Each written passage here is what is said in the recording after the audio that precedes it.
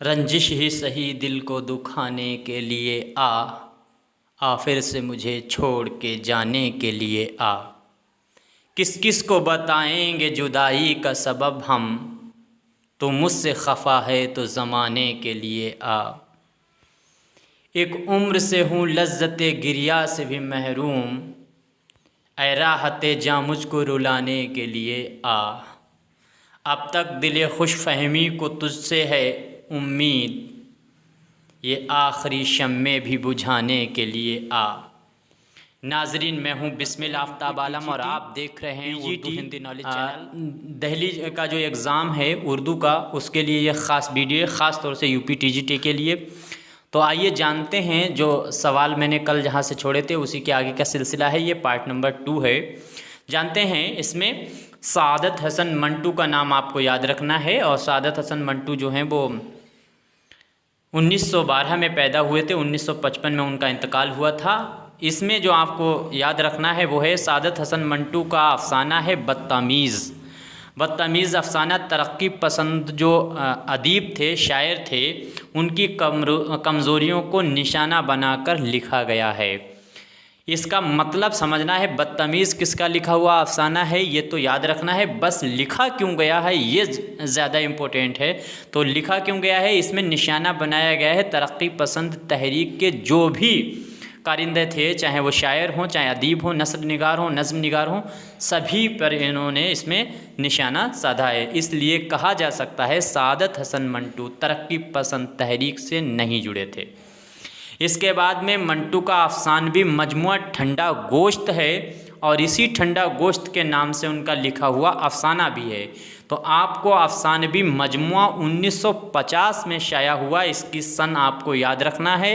और इस अफसाने में 8 अफसाने शामिल हैं, इस मजमुआ में 8 अफसाने शामिल हैं, ये बात आपको याद रखनी है।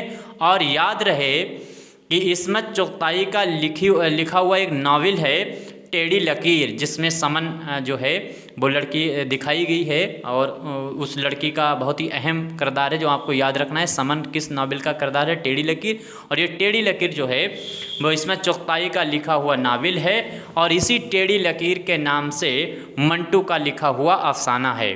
तो अफसाना किसका है? टेढ़ी लकीर, मंटू का। नावल किसका है? इस्मत चुगताई का। इसके बाद में मंटू और राजेंद्र सिंह बेदी, इन दोनों के लिखे हुए अफसाने का नाम गर्म कोट है। इसके बाद में कृष्णचंद्र का लिखा हुआ अफसाना आपको वो नावल याद रखना है। और इनका नावल, पहला नावल जो है वो आपको याद रखना है शिकस्त है, जो 1943 में शाया हुआ था। और इनका आखिरी नावल फुटपाथ के फरिश्ते है जो 1977 में शाया हुआ था। तो ये कृष्णचंद्र के बारे में 2 चीज़ें आपको याद रखनी है। इसके बाद में कृष्णचंद्र जो हैं, कृष्णचंद्र का अफसानवी मजमुआ जो है हम वहशी हैं, ये 1948 में शाया हुआ था। और इस अफसानवी मजमुआ में इनके 10 अफसाने शामिल हैं। याद रहे कृष्णचंद्र का पहला अफसानवी मजमुआ जो है वो तिलस्म ख्याल है जो 1938 में शाया हुआ था। और कृष्णचंद्र जो है वो 1914 में पैदा हुए थे, 1977 में इनका इंतकाल हो गया था। और इन्होंने रशीद अहमद सिद्दीकी की लड़की से भी शादी कर ली थी भागकर। आगे देखते हैं, कृष्णचंद्र के अफसाने का नाम शायर है और मंटू के अफसाने का नाम है दीवाना शायर। ये भी आपको याद रखना है कि मंटू का लिखा हुआ अफसाना दीवाना शायर है और कृष्णचंद्र का लिखा हुआ अफसाना जो है वो शायर है। ये एक जैसे नाम है, एक ही नाम से किसी ने अफसाना लिख दिया, किसी ने नावल लिख दिया है, तो इनको ज़रूर याद रखना है। इसके लिए ख़ास तौर से अलग से वीडियो बनाएंगे जिसमें सिर्फ इसी पे बात करेंगे कि किसका सबरस रिसाला है और कौन सी सबरस तसनीफ़ है। इसी तरह से और भाई बहुत हैं। इसी तरह से जैसे मुंशी प्रेमचंद का लिखा हुआ आखिरी अफसाना जो है वो कफ़न है, जो 1936 में तरक्की पसंद तहरीक का बहुत ही अहम अफसाना माना जाता है। तो इसी कफ़न जो है वो मुंशी प्रेमचंद का अफसाना है। और किताब का कफ़न ये भी अफसाना है जिसको कृष्णचंद्र ने लिखा है। इसके बाद में कृष्णचंद्र के अफसाने का नाम नक्श फरियादी है और नक्श फरियादी के नाम से ही फैज़ अहमद फैज़ के मजमुआ कलाम, शायरी का मजमुआ कलाम है, उसका भी नाम नक्श फरियादी है, जो 1941 में शाया हुआ था। ये मजमुआ है फैज़ अहमद फैज़ का, और किशन चंद जो हैं उनका लिखा हुआ अफसाने का नाम नक्श फरियादी है। इसके बाद में आगे बात करते हैं ख्वाजा अहमद अब्बास। ख्वाजा अहमद अब्बास का तारुफ बाद में भी अलग से, इन सभी पे अलग से भी बात करेंगे, और पहले ही हम बात कर भी चुके हैं, अगर आप प्ले लिस्ट में आपने देखा होगा। तो ख्वाजा अहमद अब्बास जो हैं, इनका पहला अफसाना, आखिरी अफसाना और अफसाने भी मजमूए में कितने अफसाने शामिल हैं, ये चीज़ें आपको याद ही रखनी हैं, और किरदार। तो इनका पहला अफसाना है अबाबील, जो 1936 में रिसाला जामिया में शाया हुआ था। इसके बाद में सोहेल अजीमाबादी का नाम है, इनका लिखा हुआ पहला अफसानवी मजमुआ, इनका पहला लिखा हुआ अफसानवी मजमुआ अलाव है, जो 1940 में शाया हुआ था, और इसी अफसानवी मजमुए में 16 अफसाने शामिल हैं। इसके बाद में और दूसरी बात यह है, दूसरा इनका जो सोहेल अजीमाबादी हैं, इनका दूसरा अफसानवी मजमुआ जो है वो नए पुराने चिराग है। याद रखना, नए पुराने चिराग 1943 में शाया हुआ दूसरा अफसानवी मजमुआ है सोहेल अजीमाबादी का। और आल अहमद सुरूर, जिन्होंने तनकीद में बहुत ही काम किया है, मजमून इन्होंने बहुत से लिखे हैं, तो इनकी तनकीदी किताब का नाम नए पुराने चिराग भी है, ये भी आपको याद रखना है।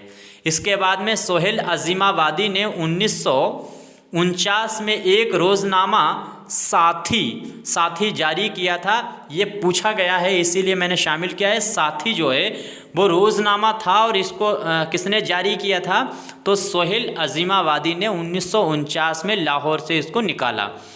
इसके बाद में सोहेल अजीमाबादी ने छोटा नागपुर में, याद रखना, छोटा नागपुर में उर्दू मरकज़ नाम से एक इदारा भी कायम किया था।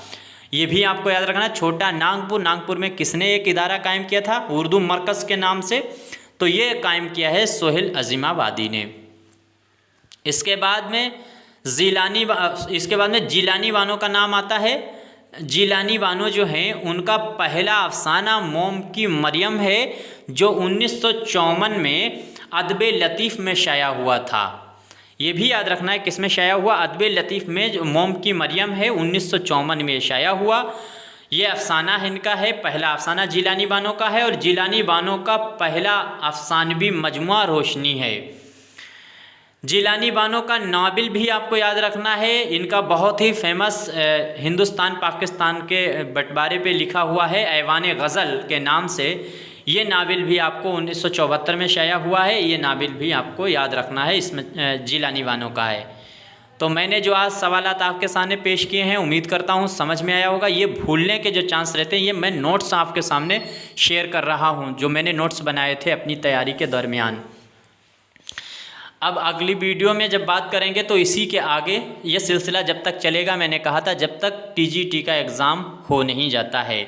कोशिश करेंगे, इसके अलावा भी अभी थोड़े से मसरूफ़ियत है, इसके बाद में लंबे तवील वीडियो मैं आपके सामने लाऊंगा, और अलग अलग शायर या अलग अलग जो अदीब हैं उनकी किताबें तसनीफ़, ये इस तरह से जो सवाल बनते हैं वही आपके सामने पेश करने की कोशिश करूँगा। उम्मीद करता हूँ समझ में आया होगा। शुक्रिया, खुदा हाफिज़।